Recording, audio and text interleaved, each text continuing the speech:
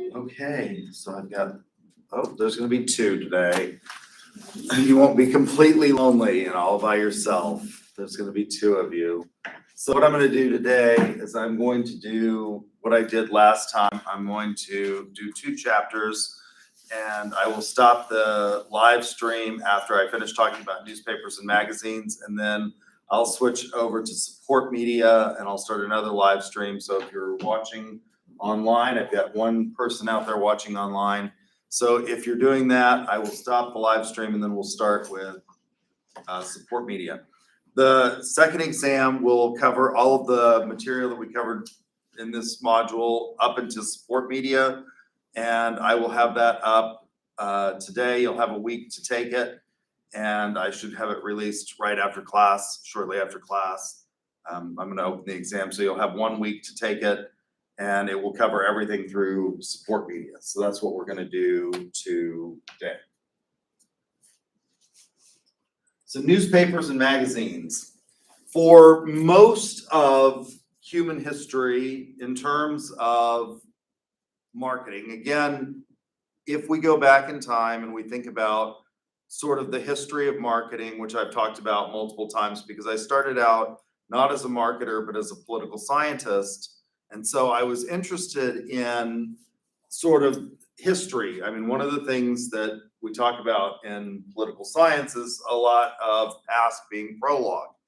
The way people tend to vote, in the past, and the way they've done things has a tendency to influence future behavior. So for example, just as an example in political science, one of the things that we have a history of, we're a very new country, but one of the things that we have a history of doing is giving a party 2 terms and then saying, well, let's give the other guys a chance, right? So we have a tendency to have a switch in parties every 2 terms. It's not perfect. A lot of times we'll have, in some instances, we'll have just a 1-term president, but historically speaking, if you look at the trends, it's we allow somebody to have 2 terms and then we say, well, let's give the other party a chance, right? So from a historic perspective, and in the dawning of marketing as an activity, not as a scholarly pursuit, but as an activity, really the printing press was the dominant form of advertising. Print media were the dominant forms of advertising for a long time until the advent and the invention of radio. But radio and television and the internet as human phenomenon are really, really, really very, very recent. So for most of human history, it was getting word out through, newspapers. And so they were enormously important. At the founding of our country, newspapers were enormously important in terms of the political marketing world. So it was the dominant media for a long time. It's been in existence, print media has been in existence for more than 2 centuries. And the importance of this really can't be overstated. However, the past decade has not been kind to print because we are largely going digital. Even in my career, if I think about the way things have changed, it used to be that every semester when I started teaching many, many, many years ago, I printed out a syllabus for everybody, which was a contract between myself and you all in terms of what we were gonna do in a semester. And I would hand that out at the beginning of class, at the first day of class, and we would spend some time going over it because you hadn't even had an opportunity to see it in the past before we had this wonderful technology like the computer with learning management systems. And so the first time you would know what your assignments were on the first day of class, and I'd hand out the syllabus and it was an actual tangible form, and we would go over it and we would discuss what we were going to do. And so that was my way of communicating to you what it is that we were going to accomplish in a semester. I don't do that anymore. I don't print out syllabi. We used to print out thousands and thousands of pages of stuff And I just don't do that at all anymore. I don't print out the syllabi, I put it on D2L, and I sort of say it's there, and you need to look at it and understand where it is we're going. And I put it up, before the first day of class. And I open the class, usually the automatic course dates are set when they populate the class in D2L, but I usually go in and I open the class the weekend before, so that if students are at all anxious and eager to get going, they can do that. I don't think anybody actually takes me up on that, but in theory, you can.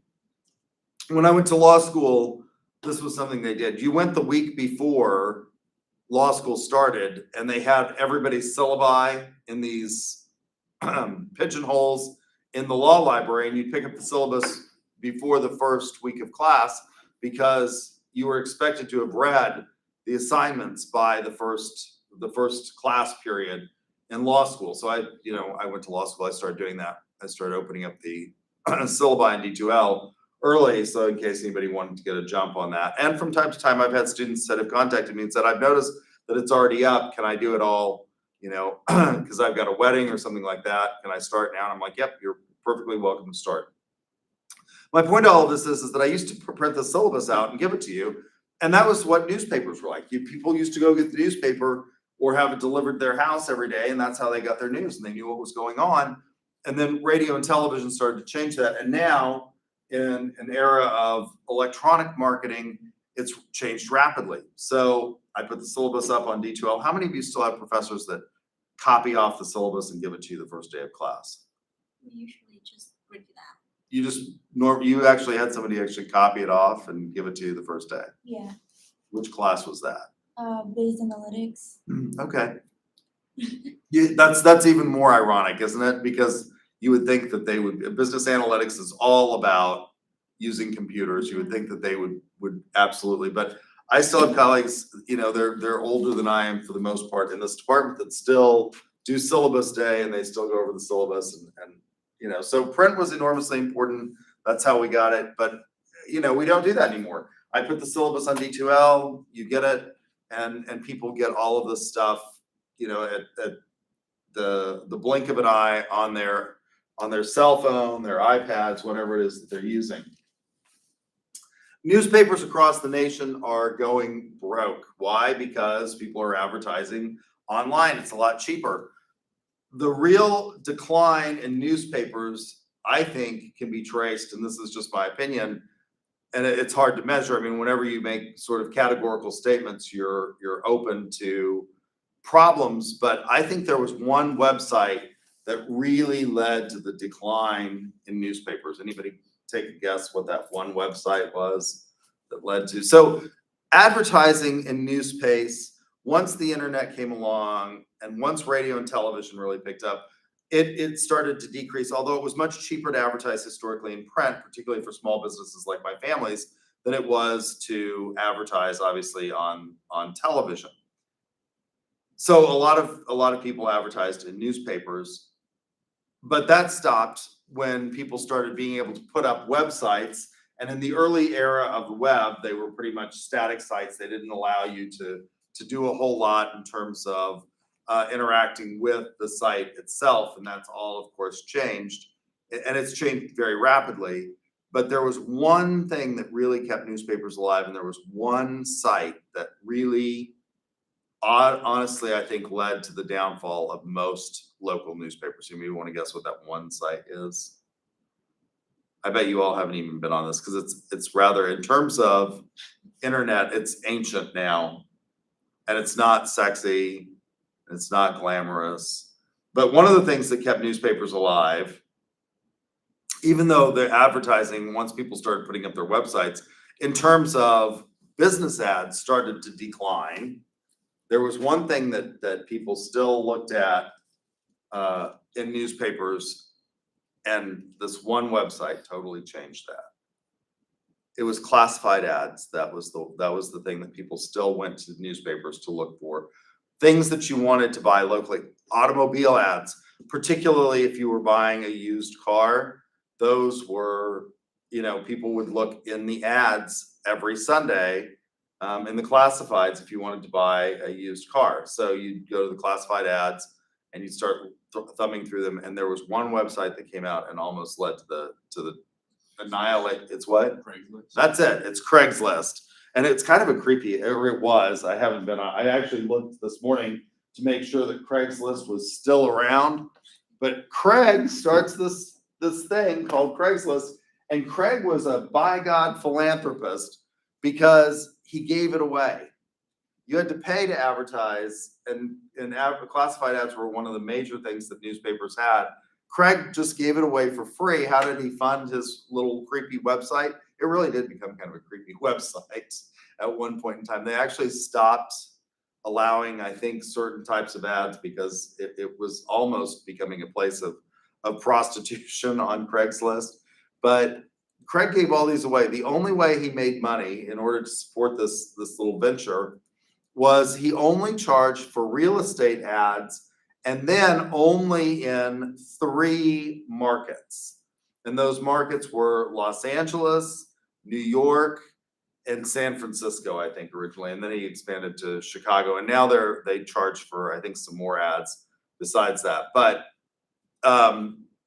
initially it was free. And so classified ads really went to Craigslist. And I think that was one of the things that led to a major downfall, because a lot of people would still go get the paper. They would still get the Sunday paper, particularly, to find out the classified ads if they were looking for something particularly local that they wanted to purchase. Refrigerators, cars, furniture, things like that came out. And once Craigslist hit, that really, really impacted newspapers. And so newspapers have been going broke. There are lots of little towns where the newspaper is no longer existent, or if it's still in existence, it may be only a weekly. For example, when I was growing up in Guthrie, we had a daily paper called the Guthrie News Leader, and then we had a weekly paper. So we had 2 papers in Guthrie, and we had a daily and a weekly. We're down to 1 newspaper in Guthrie, and I don't even know if it's daily anymore. There is a local news page. So somebody has come up with a company that does a local news page in Guthrie, which is good because there are some local news. But in a lot of small towns, that source of information is dying. And one of the things that it's led to a decrease, I think, in participation at the local level in terms of municipal government. The last city election we had, until the most recent, the one before that, everybody ran unopposed. There was no opposition for the city council seats. So I think it's really led to a decline in terms of citizen participation, and that's not necessarily a good thing. So they're largely going broke across the nation. Magazine subscriptions are down. However, in spite of that, they still continue to be an important part of life, and they are still found. So what can we get out of magazines? There are magazines for almost every interest, and newspapers cover a lot of local things, right? So they allow for a presentation of detailed information at the reader's pace. Television and radio, you receive the message and it's fleeting. Once it's over, if you missed it, you missed it. Although that's not necessarily true. I can tell you I've gone back since you can now rewind even, every television as a result of DVRs, you can go back and watch stuff. And I have gone back if I've missed something that sounded interesting, I've gone back and looked at it. But, historically, radio and television, it played, and there was a beginning, sort of a middle and an end, and then you went on to the next ad or you went on to programming. And newspapers and print media allow for detailed information at the reader's pace. And of course, this is also true of websites now in the contemporary era. 70% of adults still read a newspaper in print or online each week. So we're still getting some of our information from newspapers, going online and looking at that for those of us who go online. But traditionalists and people that are even, beyond sort of the traditionalists, we've got people from the greatest generation still alive.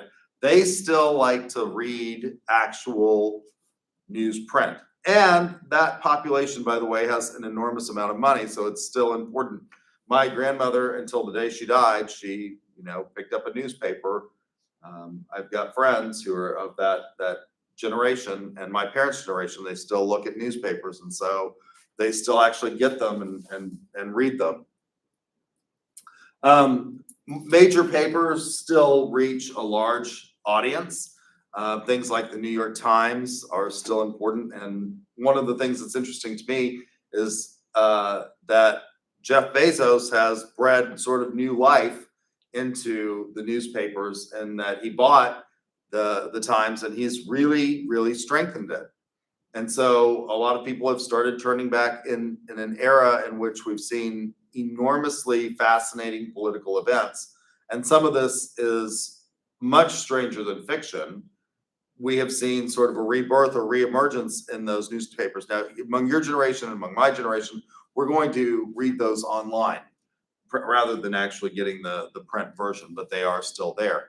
The interesting thing about that is that they have started moving towards subscription based. So for a long time, the theory was in online that information wanted to be free as a result of the internet. And now we're seeing companies starting to charge again for the content. If you read more than one, sort of news story in a given period of time on the New York Times, they won't let you read the full story. You'll only get the headline, and they, sort of force you to subscribe or attempt to. Specialized papers read specialized markets, and people still look at those. If you are, for example, a farmer, you still may read certain ag publications and things like that. And so there are specialized papers for those markets. Magazines are called the most specialized of all advertising media because they are highly selective. And there are magazines for every single interest. And even though I primarily get my information online, I still subscribe. I'm a member of the Aircraft Owners and Pilots Association, for example, and I still get their print magazine every single month. Why? There's just something nice about looking at it and turning the pages. One of the things that I find is if I want to retain information, I have a hard time retaining information on these devices. And you're actually taking notes on your tablet, which is odd. You're actually writing with I have one of those. Is it an iPencil? Do they call it an iPencil or is it an Apple Pencil? Yeah, I've yet to figure out why they've switched in some of their marketing from being this to being Apple.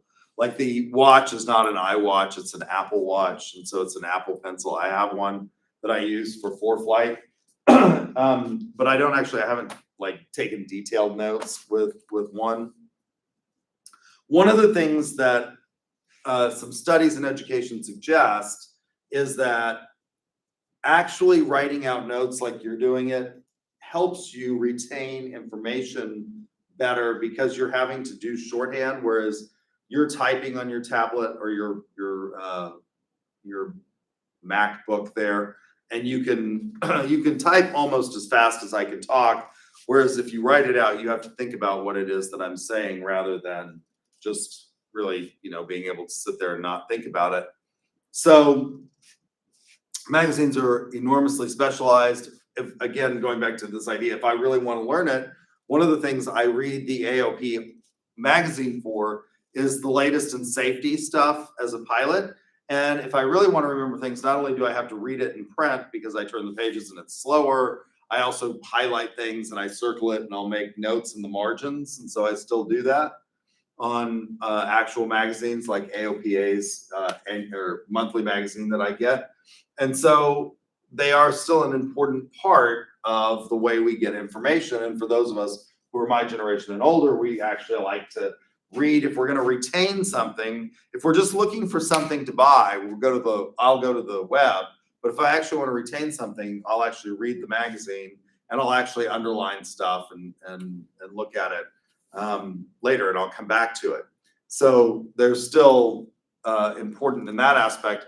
And there are magazines for every interest. So for example, I'm a pilot. I belong to AOPA. I get their magazine. I get the newsletter, although I now get it online from the American Association of University Professors, AAUP. So there are magazines and newspapers for almost every interest, every kind of specialized interest.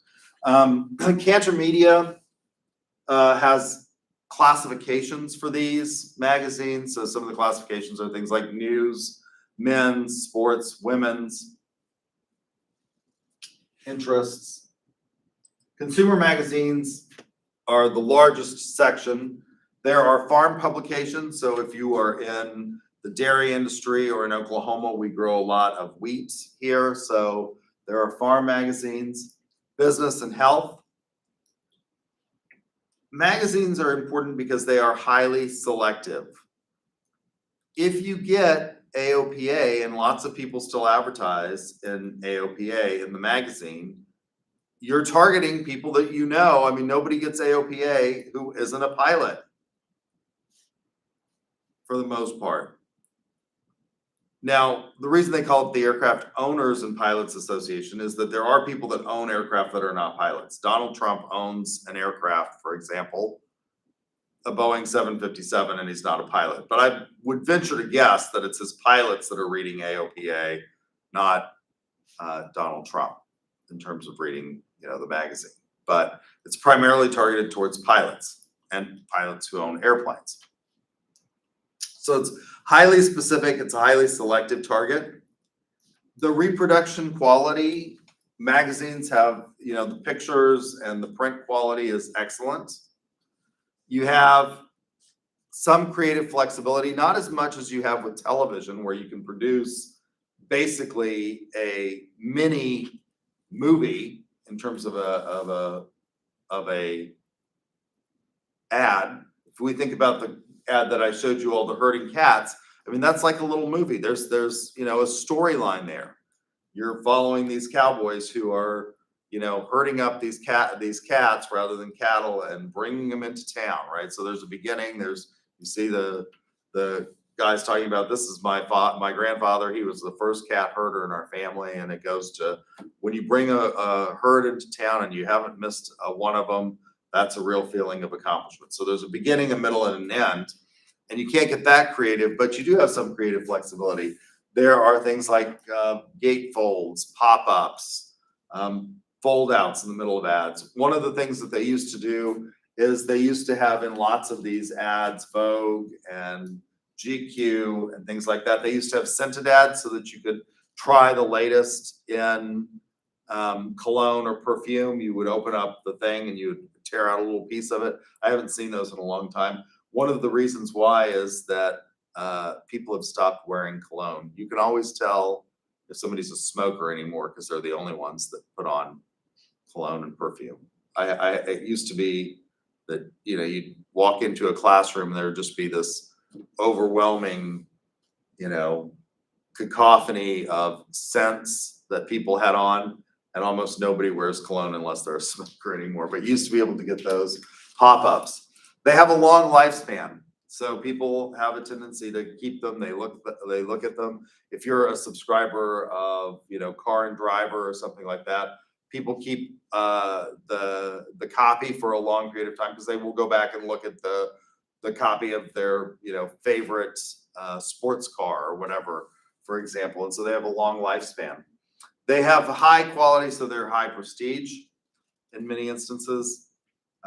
Ads and magazines are, targeted towards the elite of various groups. There's a magazine that, when I go into McKinney, which I'm flying down today to go to a conference that's this week, the University Sales Center Alliance, they have copies of the Robb Report out there. So this is a magazine that's for high-end luxury items, and obviously would be attractive to people who have airplanes, and they have it there. So it's a high quality, high prestige publication. Because it is targeted at your interests, nobody is going to pick up a copy of AOPA for the most part who isn't interested in aviation. You have a lot of receptivity and engagement with the topic. Because I'm a college professor, I read the AAUP stuff. I read it with interest, and I am receptive to that. Whereas if you get an ad on television, You may or may not agree with that. Now, there is some degree as television has become highly specialized in terms of targeting audiences. There is less of that, but historically, you had the three major networks, ABC, NBC, CBS, and then you had the public broadcasting station. And so you were just exposed to these ads, and whether or not you were interested in it was sort of irrelevant. You just got exposed, and that was it. Now, because we have a fragmentation of the news market, if you are extraordinarily conservative, you're probably going to listen to Fox News, although the former president has now started coming out and saying Fox News is against him. So he started his own news platform out there. What's that? Is that News Max or is it News Nation? I can't remember which one it is. News Max. So that's ultra right-wing conservative if you're interested in things like that. If you're on the left end of the spectrum, you're going to be watching MSNBC or things like that. And so the ads are going to be more targeted. It's interesting to me that now even we have in the political realm, we have started blending over even into the companies that target certain people. So Starbucks became enormously popular. It obviously started I believe in Seattle. Is that right? Where Starbucks started?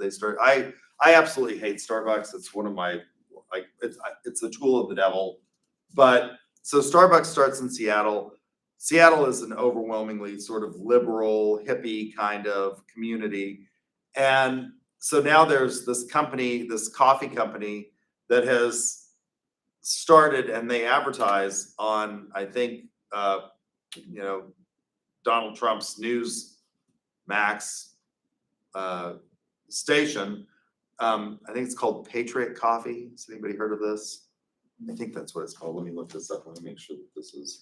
But their whole thing is that's for people who like the same kind of frilly drinks, but don't want to be exposed to the Patriots. Yeah, it's Patriot Coffee. Don't want to be exposed to the liberal sort of leanings of what Patriot Coffee. And I think they've started locations. They're going to try, I think I read this, they're going to try and compete with like Starbucks. So it's for those people who are, gun-toting, red-blooded all-Americans that don't want to be exposed to the hippie liberal ideas of Starbucks. So we've even gone over this into actual products. So your engagement with this, because you're already interested in the topics that Aircraft Owners and Pilots Association target, you're going to be more receptive to the content. Whereas if you're just listening to ABC, NBC, or CBS, you may or may not agree, or you may or may not have any interest in the stuff that's on there. So I'm going to read AOPA. I'm going to figure out what is the latest and greatest in terms of avionics and things like that I might be interested in buying for my aircraft, and I'm already engaged with that field.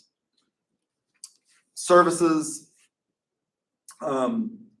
you can have merchandising staff that can help you with things like that, trade intermediaries, and you can do split runs in magazines that it's hard to get those kinds of breakouts that you're going to get on television, although we have become better at sort of micro-targeting even in those. The disadvantages of magazines are the cost. It can vary according to the audience size. If you were a fashion designer, anybody know what the most expensive issue of Vogue was to advertise in? It's the biggest issue.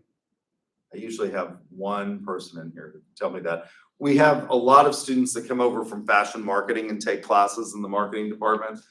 They have to take two classes. They have to take the fundamentals or principles of marketing, and they have to take professional selling. But I usually have at least one in my IMC class that's been in, and they can always tell me this. It's the September issue of Vogue is what I think. I think that's the biggest one. The September issue is it's the fall fashion edition. It's the biggest one. It's the one that they put a lot of attention into that one. And so if you're a designer like Ralph Lauren, you're going to want to be in the September edition of Vogue, and it's going to be really expensive to get in that edition.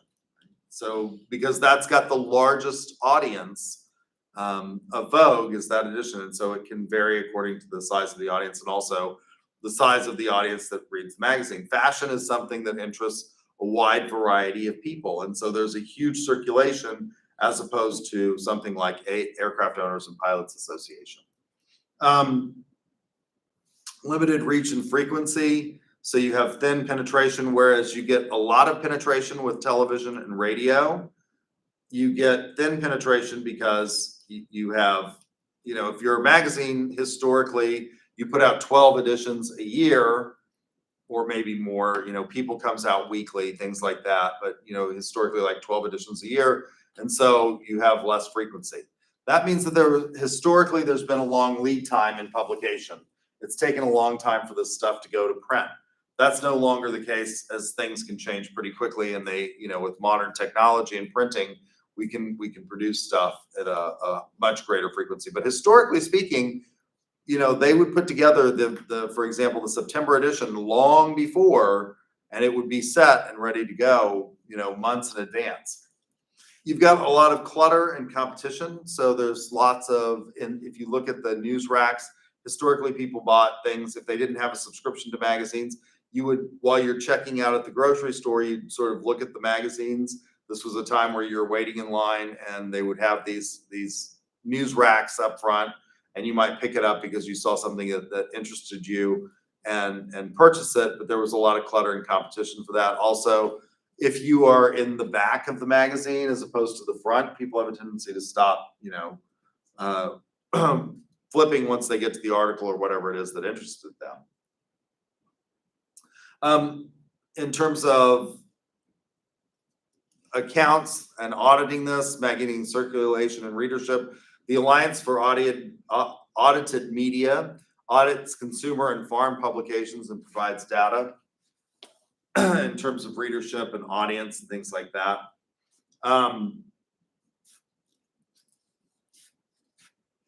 Purchasing magazine ad space.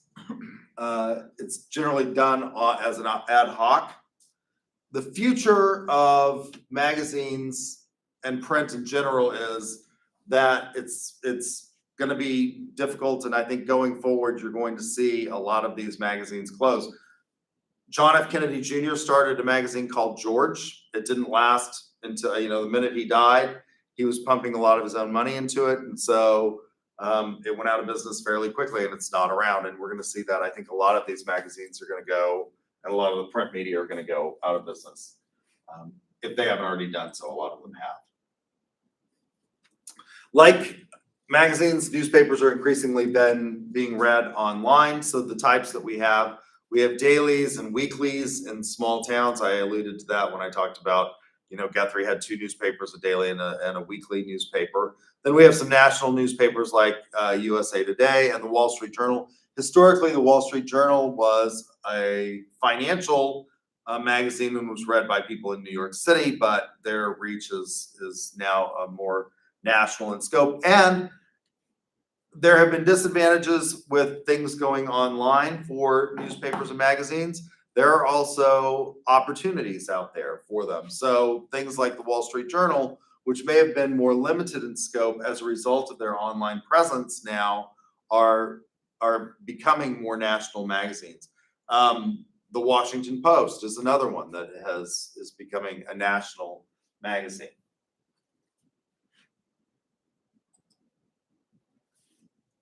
So there are different types of newspaper ads. There's the display ad. They're found throughout the paper. They have illustrations, headlines, and other visuals.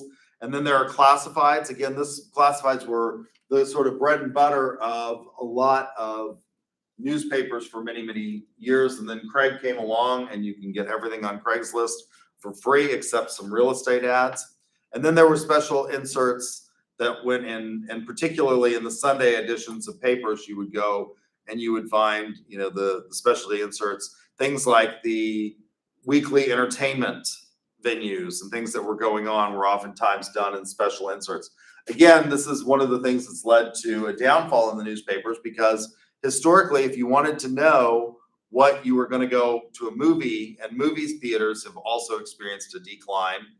If you wanted to go to a movie when I was a kid growing up, you went to the paper, you got the Sunday paper, they had a special insert in the Sunday paper called the entertainment section, and that would give you the times for various theaters, and they advertised heavily in these local markets because that's the way people figured out what movies were playing, where they were playing, and where they wanted to go to. Now, again, these are largely disappearing because does anybody look at a newspaper to figure out the movie theater times? No. If you want to go to a movie, you go to the theater itself. You go to AMC or what's this one over here on Covell?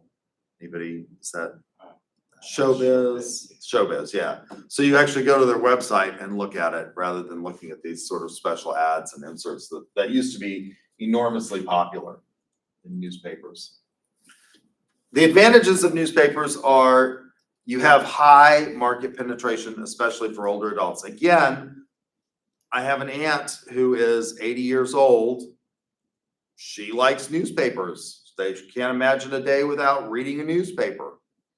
So you have flexibility in terms of production and runs. One of the things that they can do, for example, in the Oklahoman, they split up the various geographic. So the Oklahoma City Metroplex is one of the largest. At one point in time, I think we were the largest SMSA or MSA, that's Metropolitan Statistical Area, in the nation in terms of geography. We've been overtaken by, I think, the Houston Metroplex may actually be bigger, but Oklahoma City is, in terms of the Metroplex, a behemoth, not in terms of population size. We're not, you know, in the top 10 in terms of population, but in terms of geographic size. So what is continued in terms of a metropolitan statistical area begins in the east in Oklahoma City at Midwest City, which is where Tinker Air Force Base is. And it goes for about 50 miles to the west, all the way to El Reno. There is continuous development from Midwest City to El Reno. So that's about 50 miles. In the north, Guthrie, we are part of, I sit on the city council in Guthrie, and Guthrie is part of what's called the Association of Central Oklahoma Governments.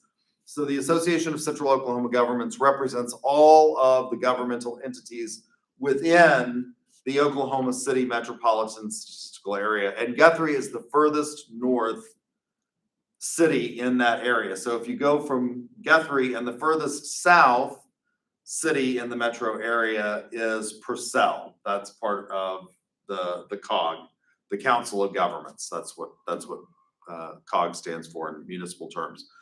So it's ACOG, Association of Central Oklahoma Governments, and it's a COG, it's a Council of Governments.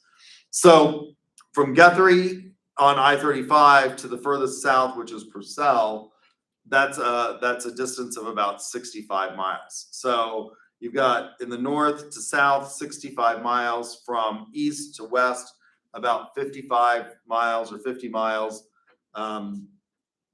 And so that's a huge landmass, right? And there's all kinds of different areas within that SMSA. And so the Daily Oklahoman produces various editions for the various quadrants. So they have like a Northwest, an Edmond edition, an Eastern edition, a Southern, and then a Western edition. And so they target those. And so they have a flexible production run in terms of that sort of geographic area within the SMSA. You could have geographic selectivity in terms of what it is that you're advertising.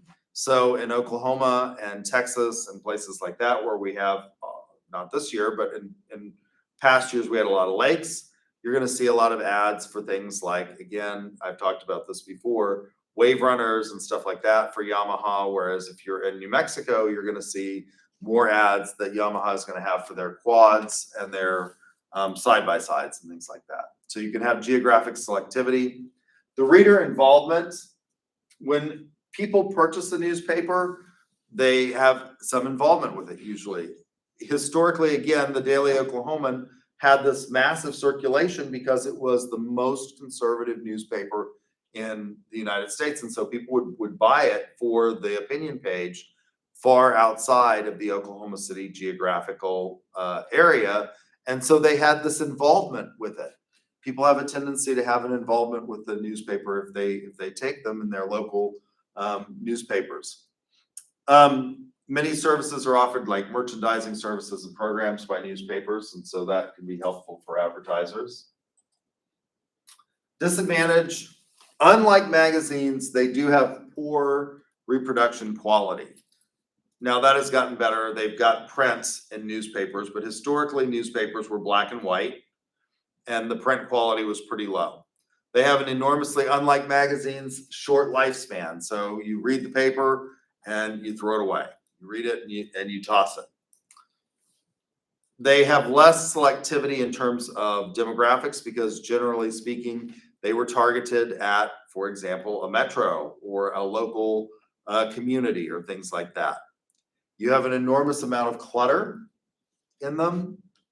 Historically, everybody advertised in newspapers. Now, there were specialty newspapers, just like there were specialty, magazines, but those were by far a smaller percentage than there were historically of general sort of newspapers that were based on a specific geographic location.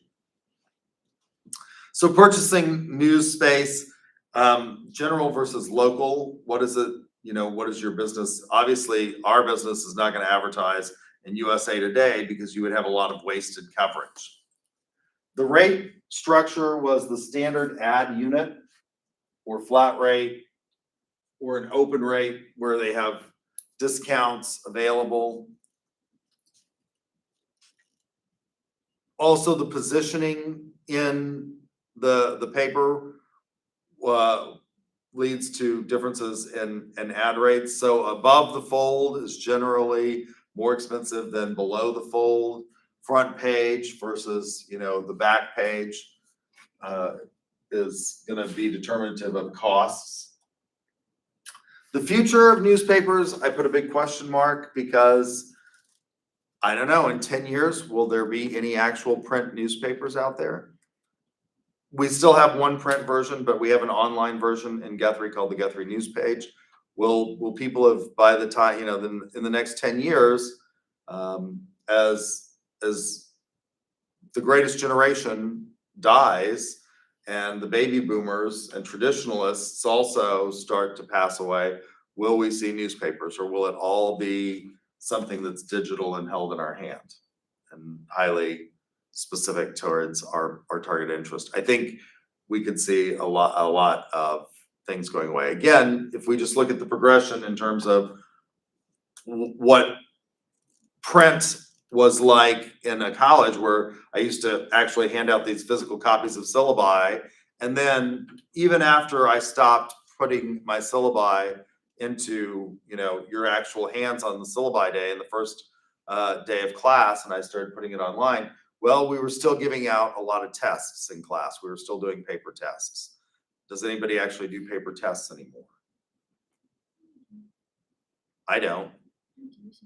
Some classes still do paper, Finance. right? Yeah, because they haven't moved into the 21st century, right? I mean, there's this wonderful thing. The great thing about this, one of the things that I had a horrible fear, this is an example of the decline in print. One of the things that I had a great fear of was always losing a paper. And I could say I never ever lost a paper. Well, now I never really will lose a paper because it's all on D2L. That's the same thing, with print magazines and stuff like that. If you lose it, you've lost it. Whereas if it's online, you can always find it again, right? So the future is pretty uncertain. All right, so I got 2 people watching online. I'm gonna stop this stream and then I'm gonna start the support media stream and I will be right back. So I'm gonna end this, and if you're watching, I will be right back in the next one.